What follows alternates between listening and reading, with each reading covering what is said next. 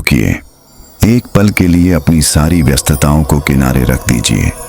आज मैं त्रिवेणी संचित के इस मंच पर आपको वह सत्य बताने जा रहा हूं जिसे सुनने के बाद शायद आप अपने परिवार, अपने बच्चों और विशेषकर अपने बेटे को उस नज़र से कभी नहीं देख पाएंगे जैसा आप आज तक देखते आए हैं।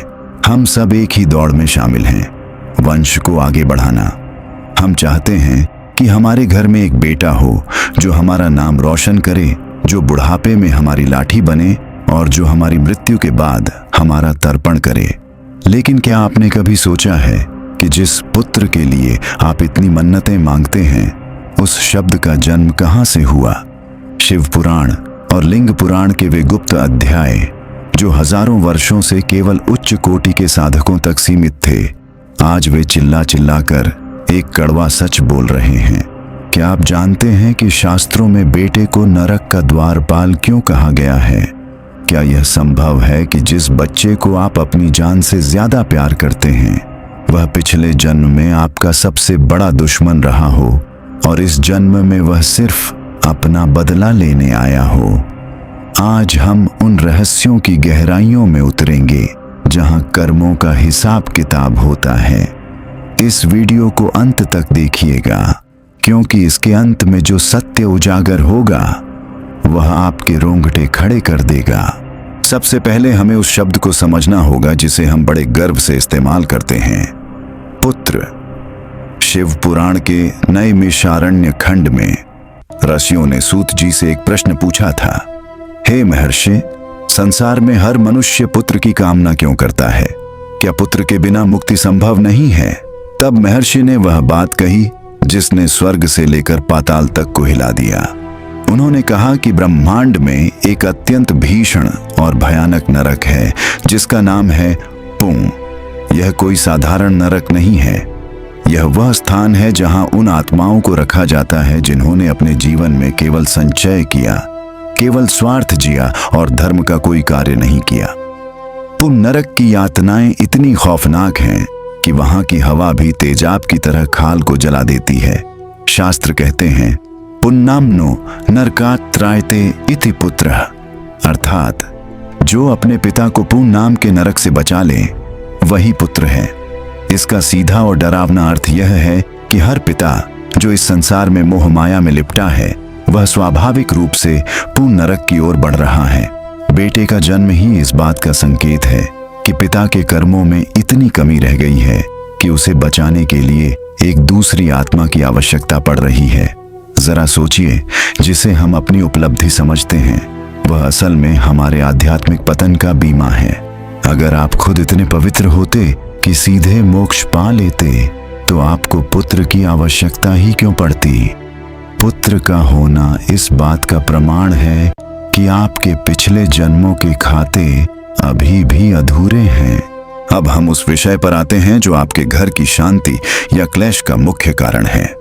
शिव पुराण के अनुसार आपके घर में जन्म लेने वाला बेटा कौन होगा, यह आपके बैंक बैलेंस से नहीं बल्कि आपके कर्म बैलेंस से तय होता है। यहाँ 4 प्रकार के संबंधों का वर्णन आता है। 1. ऋणानुबंध पुत्र, द क्रेडिटर। यह सबसे आम और सबसे ज्यादा रुलाने वाला संबंध है। पिछले जन्म में यदि आपने किसी का धन हड़पा है, किसी का हक मारा है या किसी को आर्थिक रूप से बर्बाद किया है, तो वह आत्मा कुदरत के कानून के तहत आपके घर बेटा बनकर जन्म लेती है। आप उसे पालते हैं, उसे सबसे अच्छे स्कूल में भेजते हैं, उसे प्यार देते हैं, लेकिन वह बच्चा क्या करता है? वह बचपन से ही बीमार रहेगा ताकि आपका पैसा डॉक्टरों के पास जाए। बड़ा होगा तो गलत आदतों में पड़ेगा, जुआ खेलेगा, नशे करेगा और आपकी मेहनत की कमाई को कौड़ियों के भाव उड़ा देगा। जैसे ही आपका सारा धन समाप्त होगा और आप कंगाल होंगे, वह आत्मा बेटा या तो आपको छोड़ देगी या उसकी मृत्यु हो जाएगी। वह आपसे प्यार करने नहीं, अपना पुराना कर्ज सूद समेत वसूलने आया था। 2. शत्रुपुत्र, द रिवेंजफुल एनेमी। यह वह स्थिति है जब आपने पिछले जन्म में किसी को बहुत शारीरिक या मानसिक प्रताड़ना दी हो। वह शत्रु बनकर आपके आंगन में जन्म लेता है। यह बेटा बचपन से ही आपसे नफरत करेगा। आप उसे जो भी कहेंगे वह उसका उल्टा करेगा। वह आपकी बात बात पर बेइज्जती करेगा। जैसे जैसे वह बड़ा होगा वह आपके घर में क्लेश का केंद्र बन जाएगा। बुढ़ापे में जब आपको उसकी सबसे ज्यादा जरूरत होगी वह आपको घर से निकाल देगा या आपको वृद्ध आश्रम छोड़ आएगा। वह आपके वंश को आगे बढ़ाने नहीं, आपके वंश को कलंकित करने आया है। 3. उदासीन पुत्र, द न्यूट्रल गेस्ट। यह वह पुत्र है जिसके साथ आपका कर्मों का हिसाब किताब बहुत कम है। वह आपके घर आता है, अपनी पढ़ाई पूरी करता है, शादी करता है और जैसे ही उसे अच्छी नौकरी मिलती है वह अपनी पत्नी और बच्चों के साथ अलग हो जाता है। उसे इस बात से कोई फर्क नहीं पड़ता कि उसके माता पिता जीवित हैं या नहीं। वह न तो आपको दुख देता है न सुख। वह बस एक मेहमान की तरह आता है और अपना समय पूरा कर निकल जाता है। 4. सेवक पुत्र, द रेयर ब्लेसिंग। यह वह पुत्र रत्न है जिसके लिए लोग तरसते हैं। यह वह आत्मा है जिसके साथ आपने पिछले जन्म में बहुत पुण्य किए थे। यह बेटा आपके लिए भगवान का रूप होता है। वह आपकी सेवा करता है, आपकी आज्ञा मानता है और आपके मरने के बाद भी आपकी आत्मा की शांति के लिए धर्म कार्य करता है। लेकिन याद रखिए, ऐसे पुत्र केवल उन्हीं को मिलते हैं जिन्होंने पिछले जन्मों में निस्वार्थ भाव से दूसरों की सेवा की हो। लेकिन दोस्तों, अब कहानी में एक ऐसा मोड़ आने वाला है जिसे सुनने के बाद पाप और पुण्य को देखने का आपका नजरिया हमेशा के लिए बदल जाएगा। क्या एक धार्मिक पिता का पुत्र साक्षात काल का रूप हो सकता है? इस रहस्य की शुरुआत होती है शिव पुराण की एक प्राचीन और हिला देने वाली कथा से। राजा अंग और उनके पुत्र वेन की कथा। शिव पुराण की यह कथा इस सत्य की सबसे बड़ी गवाह है। प्राचीन काल में राजा अंग का शासन था। वे परम प्रतापी, दयालु और भगवान शिव के भक्त थे। लेकिन उनकी पत्नी सुनीता मृत्यु की पुत्री थी, जिसके स्वभाव में थोड़ी कठोरता थी। राजा अंग ने पुत्र प्राप्ति के लिए अश्वमेध यज्ञ किया। यज्ञ से एक दिव्य खीर निकली जिसे रानी ने ग्रहण किया। कुछ समय बाद उनके घर एक सुंदर बालक ने जन्म लिया जिसका नाम रखा गया वैन। पूरे राज्य में खुशियां मनाई गईं, ढोल नगाड़े बजे। राजा को लगा कि उनका वंश अब अमर हो गया। लेकिन जैसे जैसे वैन बड़ा हुआ उसकी असलियत सामने आने लगी। वह बचपन में ही निर्दोष बच्चों का गला घोंट देता था। वह जानवरों को बेदर्दी से मारता था। जब वह जवान हुआ तो उसने घोषणा कर दी, इस राज्य में कोई भगवान नहीं है, मैं ही भगवान हूं। कोई यज्ञ नहीं होगा, कोई पूजा नहीं होगी। उसने ऋषियों को अपमानित किया और अपने ही पिता राजा अंग को बंदी बनाने की कोशिश की। राजा अंग फुट फुट कर रोए। उन्होंने भगवान से पूछा, हे महादेव, मैंने प्रजा की सेवा की, कभी किसी का बुरा नहीं चाहा, फिर मेरा बेटा साक्षात राक्षस क्यों निकला? तब एक तपस्वी अर्षि ने उन्हें बताया, राजन, यह वैन आपके पुण्यों का फल नहीं है, यह आपकी उस सूक्ष्म आसक्ति और अहंकार का परिणाम है जो आपने अपनी सत्ता पर किया था। यह पुत्र आपकी परीक्षा है। दुखी होकर राजा अंग रातों रात राजपाट छोड़कर जंगल चले गए। पीछे से वैन ने तबाही मचा दी। अंत में ऋषियों ने अपने मंत्रों की शक्ति से वैन का वध किया। यह कहानी हमें सिखाती है कि बेटा होना हमेशा सौभाग्य नहीं होता। कभी कभी बेटा वह सजा है जो ईश्वर आपको आपके अहंकार को तोड़ने के लिए देता है।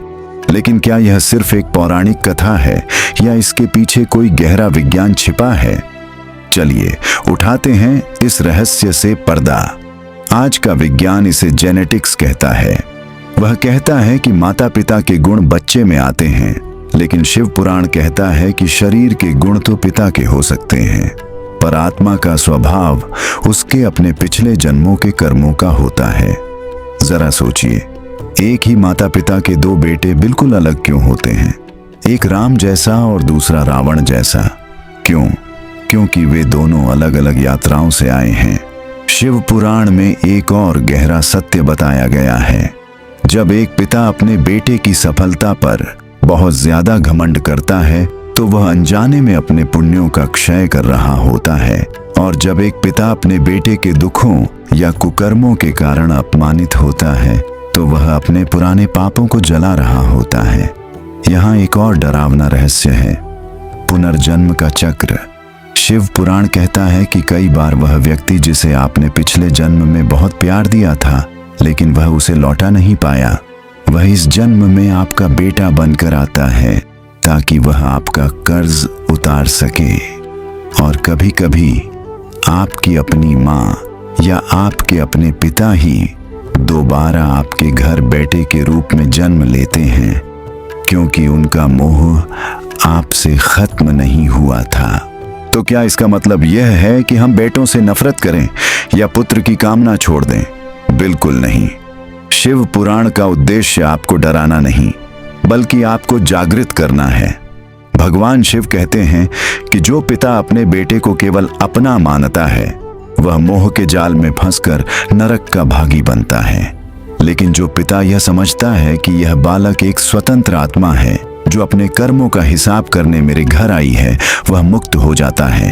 कर्तव्य निभाइए लेकिन आसक्ति छोड़ दीजिए। अगर आपका बेटा आपकी बात नहीं सुनता, आपको दुख देता है, तो समझ जाइए कि कोई पुराना हिसाब चुकता हो रहा है। रोने और शिकायत करने के बजाय भगवान का धन्यवाद कीजिए कि इस जन्म में यह हिसाब खत्म हो रहा है। और अगर आपका बेटा बहुत आज्ञाकारी है तो घमंड मत कीजिए, बल्कि यह सोचिए कि यह आपके पुण्यों की पूंजी है जिसे आपको बहुत संभाल कर खर्च करना है। सबसे बड़ी सीख यह है, वंश केवल खून से नहीं संस्कारों से चलता है।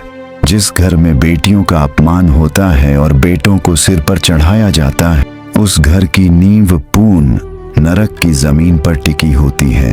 मित्रों, पुत्र होना एक जिम्मेदारी है और पिता होना एक तपस्या। आज रात जब आप अपने बेटे को सोता हुआ देखें तो उससे यह उम्मीद मत लगाइए कि वह बड़ा होकर आपके लिए क्या करेगा, बल्कि खुद से यह पूछिए कि क्या आप उसे एक ऐसी आत्मा बना पा रहे हैं जो कम से कम खुद के कर्मों के बोझ से मुक्त हो सके। शास्त्रों का यह ज्ञान हमें कड़वा लग सकता है, लेकिन यह वह औषधि है जो हमारे मोह के कैंसर को खत्म कर सकती है। याद रखिए, अंत समय में न बेटा साथ जाएगा न संपत्ति, साथ जाएंगे तो सिर्फ आपके अपने व्यक्तिगत कर्म। अगर आज की इस अनकही कहानी ने आपके दिल को छुआ है, अगर आपको लगा है कि यह सत्य समाज के हर उस पिता और माता तक पहुंचना चाहिए जो पुत्र मोह में अंधे हैं, तो इस वीडियो को साझा या शेयर जरूर कीजिएगा। अपने विचार नीचे कमेंट में जरूर लिखें। क्या आप भी कर्मों के इस सिद्धांत को महसूस करते हैं? नीचे लिखिए, कर्म ही प्रधान है।